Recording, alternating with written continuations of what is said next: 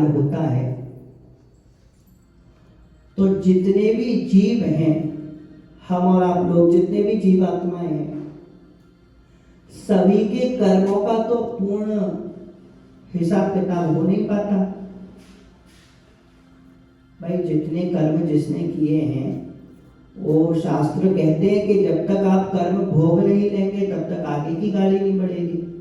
तो जब प्रलय होता है तब तो नरक स्वर्ग आदि सब डूब जाते हैं, सब सृष्टि समाप्त हो जाती है, फिर से दूसरे कल्प में दूसरी सृष्टि बनती है।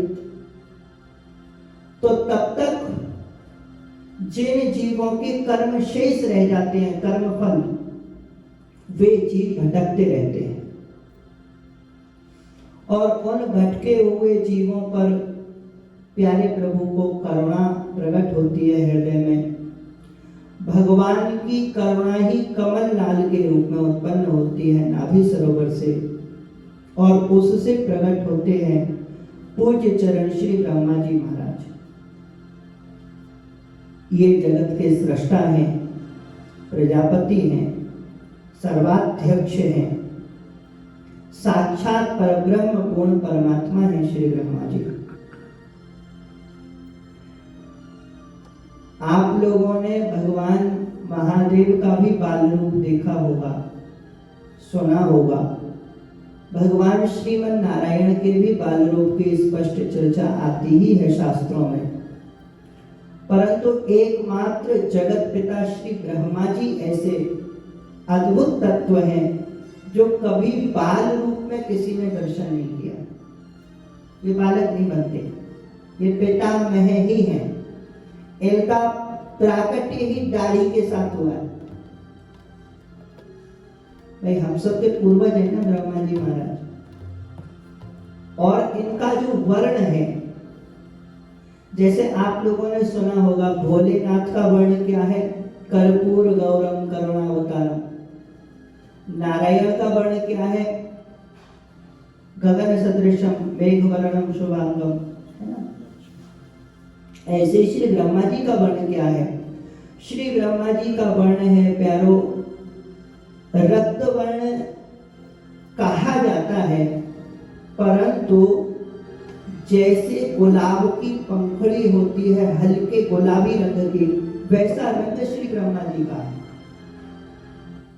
जैसे गुलाब की पंखुड़ी का रंग, कमल की पंखुड़ी का रंग हल्का गुलाबी होता है एकदम, वैसे रंग के वैसे वर्ण के जगत पिता भगवान श्री ब्रह्मा जी महाराज अपार करुणा के सागर हैं। इनके लिए सब समान है, इसलिए कभी कोई राक्षस आदि भी तपस्या करे तो उसको ये वरदान दे देते हैं।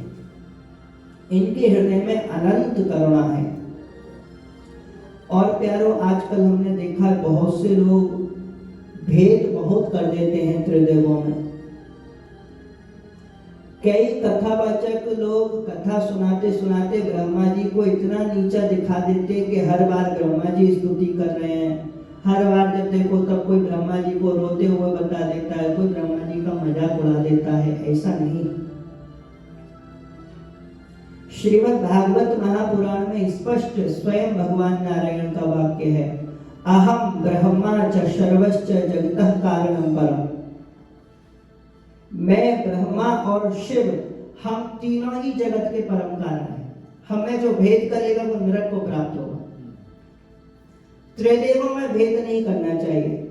कोई कहता ब्रह्मा जी छोटे के शिव जी बड़े, कि विष्णु जी बड़े के शिव जी छोटे, ऐसा कुछ होता ही नहीं, सब बराबर है। एक ही तत्व तीन रूपों में प्रकट होकर के सृष्टि पालन और संहार करते हैं। ब्रह्म एक ही है, एको ब्रह्म द्वितीयो नास्ति। परंतु आप तो जानते हैं कि जिस जगत में हम और आप लोग जी रहे हैं, जिसमें हम और आप लोग हैं, इस जगत में, इस व्यवहार में द्वैत भाव से ही काम चलता है, अद्वैत भाव से काम नहीं चलता। द्वैत भाव से काम चलने का अर्थ है दो मानना पड़ता है, भले ही दो ना हो। अद्वैतवादी कहते हैं दो नहीं होते, एक ही होता है। होता तो एक ही है। जैसे सोने से चैन बनी, अंगूठी बनी, है ना, सोने की चैन बनी, कुंडल बना। अब है तो उसमें सोना ही, पर व्यवहार में सोना काम में नहीं आएगा, उसकी डिजाइन काम में आती है। अब कोई माता बहन को कहीं जाना हो, श्रृंगार करके आभूषण धारण करने हो, तो कोई कहता है छोटा सा सोने का एक टुकड़ा है, ऐसा टेढ़ा मेढ़ा सा, वही लगा जाओ। वो कहेंगे अच्छा नहीं लगेगा। अरे बोले है तो सोने, इसी से ना चैन बनती है, इसी से तो अंगूठी बनती है, इसी से तो कुंडल बनते तो है, पर जिस डिजाइन से वो सुंदरता बढ़ेगी, आभूषण की शोभा बनती है, वह भी तो आवश्यक है। मिट्टी से घड़ा बनता है, पर पानी यदि लेके कुआं से भर के लाना हो तो मिट्टी में तो आएगा नहीं, उसके लिए तो घड़े की आवश्यकता है। भले ही उसमें मिट्टी है, बिना मिट्टी के घड़ा नहीं बनता, ये बात हम भी मानते हैं, आप भी जानते हैं, परंतु व्यवहार में दो चाहिए। तो ऐसे ही एक ही तत्व पूर्णतम परमात्मा जो निर्गुण निराकार ब्रह्म है, वही 5 रूपों में व्यक्त हो जाते हैं। शास्त्रों के अनुसार श्री ब्रह्मा जी और भगवान श्री सूर्य नारायण की एक ही सत्ता बताई गई है। दोनों का नाम हिरण्यगर्भ वेदों में प्राप्त होता है। तो श्री सूर्य नारायण जगत की आत्मा है, उनके रूप से ये सृष्टि करते हैं। श्री नारायण के रूप से ये पालन करते हैं, महादेव के रूप से संहार करते हैं, भगवती जगदम्बा माता दुर्गा के रूप से ये निग्रह करते हैं। निग्रह का अर्थ दोनों होता है, दंड देना भी, शासन करना भी। और आदि पूज्य भगवान श्री गणेश जी के रूप में यही प्रकट होकर के अनुग्रह करते हैं, कृपा करते हैं, विघ्नों का नाश करते हैं।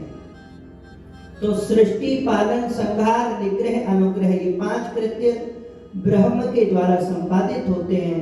इसीलिए वही ब्रह्म 5 रूपों में व्यक्त हो जाता है। तो कितने हुए? एक होते हुए भी 5 और 5 होते हुए भी 1। यही सनातन धर्म की मर्यादा है। एक में अनेक का दर्शन, अनेक में एक का दर्शन, यही शुद्ध वैष्णवत्व है।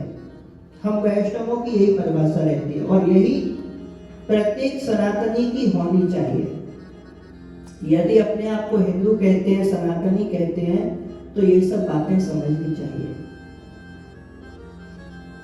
व्यवहार की दृष्टि से कभी भेद करना भी पड़े, क्योंकि पुराणों में ऐसी सी लीलाएं, कथाएं आ जाती हैं कि भेद करना पड़ता है, तब भी कोई बात नहीं, हो जाता है। एक ही व्यक्ति है, किसी का वो बेटा है, किसी का वो पिता है, किसी का भाई है, किसी का जीजा है, किसी का जमाई है, किसी का ससुर है। अब सब उससे अलग अलग कह रहे हैं। वो कह रहा पिताजी, वो कह रहा बेटा जी, वो कह रहा मित्र, वो कह रहा भाई है। अब सब आपस में लड़ने लग जाए, ऐसा नहीं है, ऐसा है, ऐसा नहीं ऐसा है, तो ऐसे काम थोड़ी चलेगा। अरे सब सच बोल रहे हैं, पर व्यक्ति फिर भी एक है। सब सच बोल रहे हैं, उसका बेटा भी सही कह रहा है कि वो उसके पिताजी है, उसका मित्र भी सही कह रहा है कि वह उसके मित्र है, उसका भाई भी सही सत्य कह रहा है कि उसी का भाई है, पर व्यक्ति तो एक हुआ ना। ऐसे ही हम चाहे भगवान नारायण बोले, भगवान श्री सूर्य नारायण बोले, श्री ब्रह्मा जी, महादेव जी, गणेश जी, दुर्गा मैया, कुछ भी बोले, रामकृष्ण बोले, वो सब एक ही है, दो होते ही। इसीलिए ऋग्वेद में लिखा है, एकम सद्विप्रा बहुधा वदन्ति, एक ही ब्रह्म को अनेक नामों से पुकारा जाता है। अस्तु, तो श्री ब्रह्मा जी महाराज ने सृष्टि का संकल्प किया है। श्री ब्रह्मा जी के मन से हुए मरीचि, श्री मरीचि मुनि के हुए कश्यप, कश्यप जी के हुए विवस्वान, विवस्वान का ही दूसरा नाम सूर्य है, इन्हीं के पुत्र हुए वैवस्वत। श्री ब्रह्मा जी ने परमात्मा रूप होकर के जब सृष्टि रची, 4 वर्ण प्रकट किए हैं। ब्राह्मणों से मुखमासीत बाहुराजन्य कृतः, ऐसे करके चारों वर्ण प्रकट किए हैं। और सनातन धर्म में ये चारों वर्ण जन्म से ही होते हैं। आजकल लोग व्याख्या कर देते हैं, नहीं नहीं, अरे जन्म से नहीं, कर्म से होना चाहिए, कर्म से होते हैं। और हम कहते हैं जन्म से हो और कर्म से हो तो और बढ़िया है, सोने पे सुहागा। कर्महीन तो हम सनातनियों को भी प्रिय नहीं है। अब श्री वैवस्वत मनु हुए, इन्हीं का दूसरा नाम श्राद्ध देव भी था। तो श्री ब्रह्मा जी के समक्ष जब ये प्रकट भये, अब ब्रह्मा जी के तो ये पुत्र के भी पुत्र हैं। मरीचि, कश्यप, विवस्वान चौथी पीढ़ी में आए। तो पुत्र से अधिक पौत्र प्यारा होता है। श्री ब्रह्मा जी ने श्री मनु जी से कहा, पुत्र जाओ, जाकर सृष्टि का विस्तार करो। श्री मनु जी ने पूछा, प्रभु कहां जाकर सृष्टि का विस्तार करूं? श्री ब्रह्मा जी ने कहा, पुत्र जाकर पृथ्वी पर, पृथ्वी नीचे एक लोक है, वहां जाके विस्तार करो। ये जो हमारी पृथ्वी है प्यारों, ये पूरा जो ब्रह्मांड है, शास्त्रों के अनुसार ये 14 लोकों में बटा हुआ है। पृथ्वी के नीचे 7 लोक हैं, अतल, वितल, सुतल, तलातल, महातल, रसातल और पाताल। ये 7 लोक पृथ्वी के नीचे हैं। और पृथ्वी के ऊपर अंतरिक्ष लोक, फिर स्वर्ग लोक, महर लोक, जन लोक, तप लोक और फिर है सत्यलोक श्री ब्रह्मा जी का। तो यदि ब्रह्मलोक से देखा जाए तो उसके बहुत 5 लोकों के बाद पृथ्वी का नंबर आता है। तो मनु जी अभी प्रकट हुए हैं, तो नई बुद्धि है उनकी, बहुत बूढ़े तो है नहीं, नवीन बुद्धि है। तो उन्होंने अपने पूज्य पितामह से कहा, हे ब्रह्मदेव, हे प्रभु, मेरे मन में एक बात आ रही है। बोले कहो बेटा। बोले मेरी उत्पत्ति तो ब्रह्मलोक में हुई। बोले हाँ, और मैं आगे की संतान उत्पन्न करूं पृथ्वी पर जाकर, मतलब नीचे के लोक में। तो यदि मैं नीचे के लोक में सृष्टि करूं तो कहीं ऐसा ना हो निम्न आचरण करने वाली संतान उत्पन्न हो जाए। श्री ब्रह्मा जी को मुस्कुराए बाल तर्क पे। बोले बेटा तुम चाहते क्या हो? बोले पिताजी, पितामह, मैं यह चाहता हूं कि हमारी आगे की सृष्टि ब्रह्मलोक से भी श्रेष्ठ कोई लोक हो, जैसे श्री वैकुंठ लोक, वहां तब आनंद आए।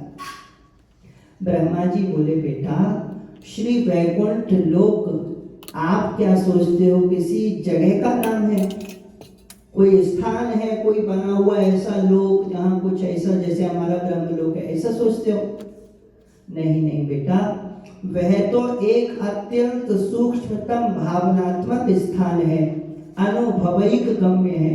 केवल अनुभव से ही वहां जो शुद्धतम प्राणी होते हैं, जिनका जीवन पूर्णतया शास्त्र की दृष्टि से शुद्ध हो जाता है, फिर शुद्धतर होता है, फिर शुद्धतम हो जाता है, ऐसे विशुद्धतम प्राणी ही उस श्री वैकुंठ धाम का दर्शन कर पाते हैं। पिता में कोई तो उपाय होगा। बोले बेटा, भगवान श्री वैकुंठनाथ श्रीमन नारायण की स्तुति करो, यदि वे प्रसन्न हो गए तो हो सकता है कोई समाधान मिल जाए। श्री मनु जी ने भगवान नारायण की तपस्या करी है। प्यारे प्रभु प्रसन्न भये हैं, प्रकट भये हैं। बोलिए श्रीमन नारायण भगवान की। भगवान श्रीमन नारायण ने उनके मस्तक पे हाथ फेरा है, पुत्र क्या बात है? बोले प्रभु, मैं चाहता हूं कि पृथ्वी पर सृष्टि ना करके किसी ऐसे दिव्य स्थान में सृष्टि हो जो ब्रह्मलोक से भी श्रेष्ठ हो। तब बोले प्रभु, मैं चाहता हूं कि ये वैकुंठ यदि पृथ्वी पर आ जाए तो बड़ा आनंद आए। भगवान हंसने लगे, बोले बेटा, वैकुंठ कोई स्थान नहीं है जिसको हम वहां से ला करके यहाँ पर रख सकें।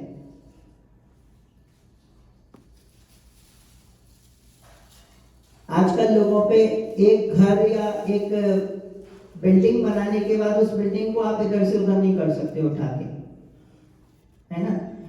अब भगवान पूरी पृथ्वी को भी इधर उधर कर सकते हैं। श्री वराह नारायण भगवान पृथ्वी को रसातल लोक से ले आए थे, तो पृथ्वी भी इधर से उधर हो सकती है, परंतु वैकुंठ का इधर से उधर होना संभव नहीं। तो प्रभु कुछ स्थान मिल जाए, थोड़ा सा पृथ्वी पर कुछ अंश।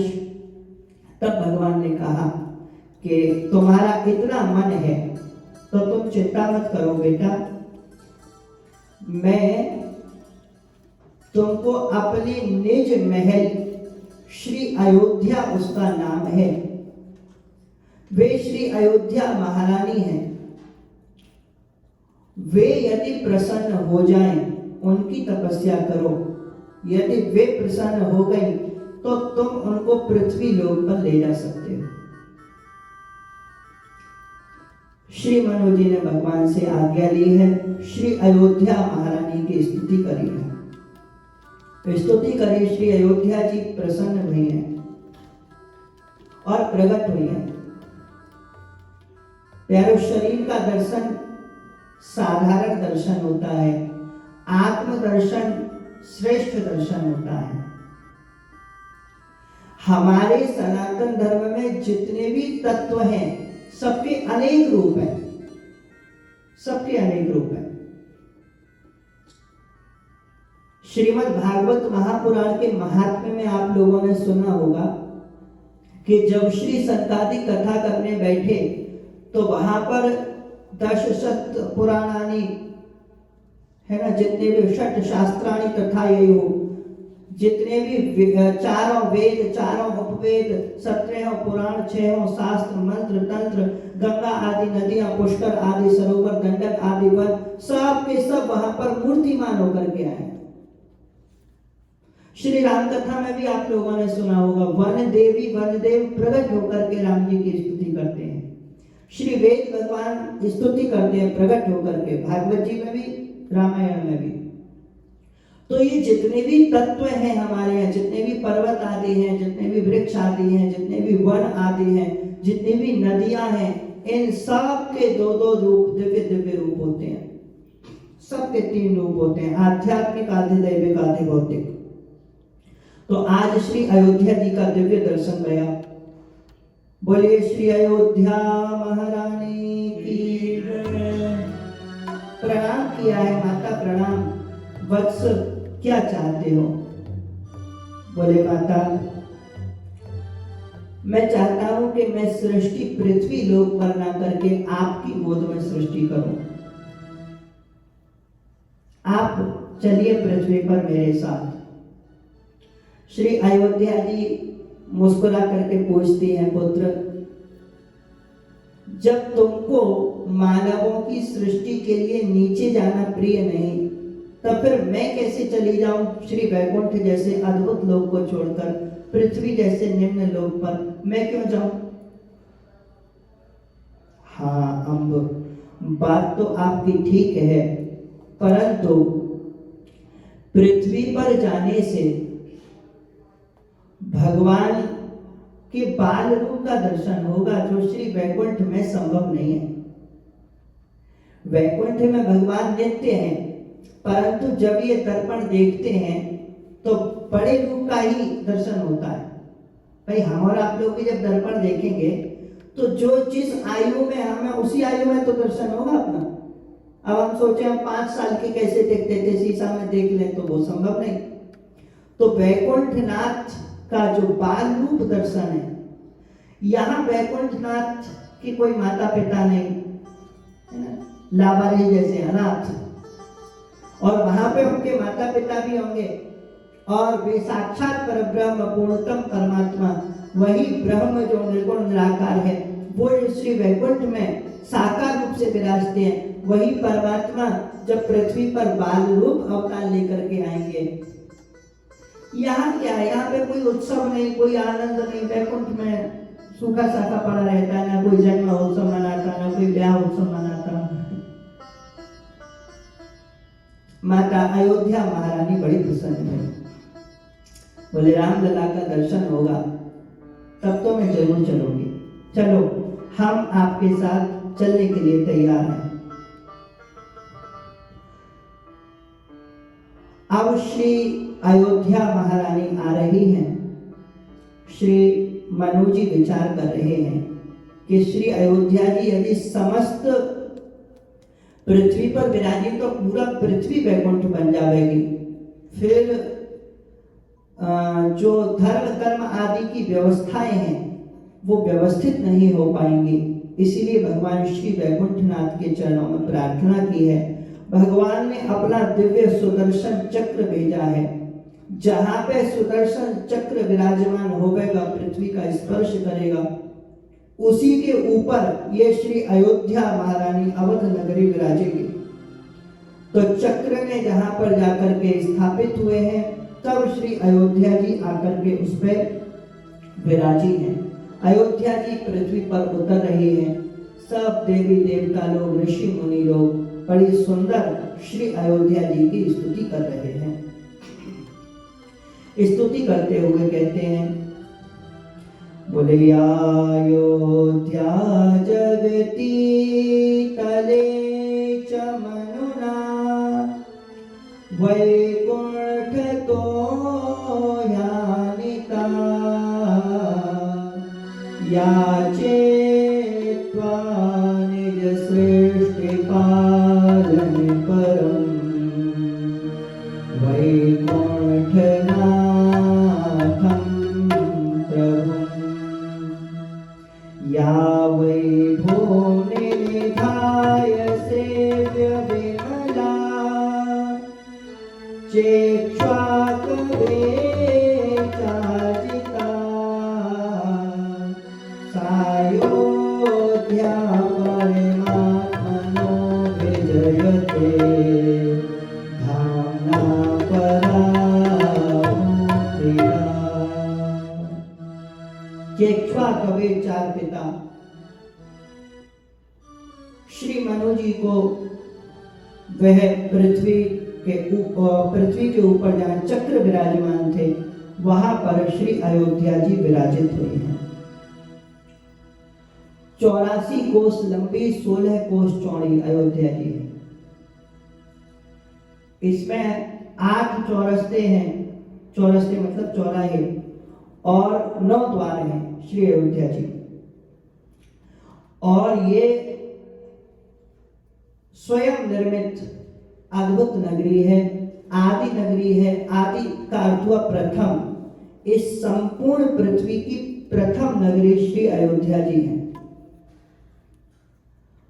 और जो प्रथम जन्म होता है उसको अग्रज बोलते हैं, बड़ा भाई है ना, ये अग्रजा है, बड़ी बहन है। बाकी सब छोटे हैं। छोटा भाई भले प्रेसिडेंट बन जाए, बड़े भाई के लिए वो छोटे भाई रहता है। तो ऐसे ही श्री अयोध्या जी ज्येष्ठ हैं। और अयोध्या समम तीर्थम नास्ति ब्रह्मांड गोलके, श्री अयोध्या जी के समान इस ब्रह्मांड में कोई दूसरा तीर्थ नहीं। श्री अयोध्या जी एकमात्र ऐसा महातीर्थ है, ऐसा भगवान का निज अद्भुत धाम है, जहां भगवान के सबसे अधिक अवतार हुए। इतने अवतार पृथ्वी पर किसी तीर्थ में नहीं हुए। श्री पृथ्वी जी महाराज का अवतार श्री अयोध्या जी में हुआ। श्री ऋषभ देव भगवान का अवतार श्री अयोध्या जी में हुआ। और भगवान चतुर्व्यूह रूप से श्री अयोध्या जी में राम लक्ष्मण भरत शत्रुघ्न रूप से यही श्री अयोध्या जी में पधारे। चतुर्व्यूह रूप से चार भगवान के एक साथ दर्शन कहीं किसी भी तीर्थ में नहीं हुए, कहीं संभव नहीं। तो ऐसी नगरी है ये। श्री अयोध्या जी ही भगवान का निज धाम है। श्री मनु जी ने देखा कि नगरी तो बहुत सुंदर है, बहुत अद्भुत है। अच्छा, श्री अयोध्या जी को बनाने की आवश्यकता भी नहीं पड़ी। यहाँ श्री विश्वकर्मा जी का भी कोई काम नहीं, इंजीनियर्स की यहाँ आवश्यकता नहीं। जितने महल हैं, जितने मार्ग हैं, जितनी शोभाएं हैं, सुंदरताएं हैं, वो सब श्री अयोध्या जी ने स्वयं से प्रकट कर दिए हैं।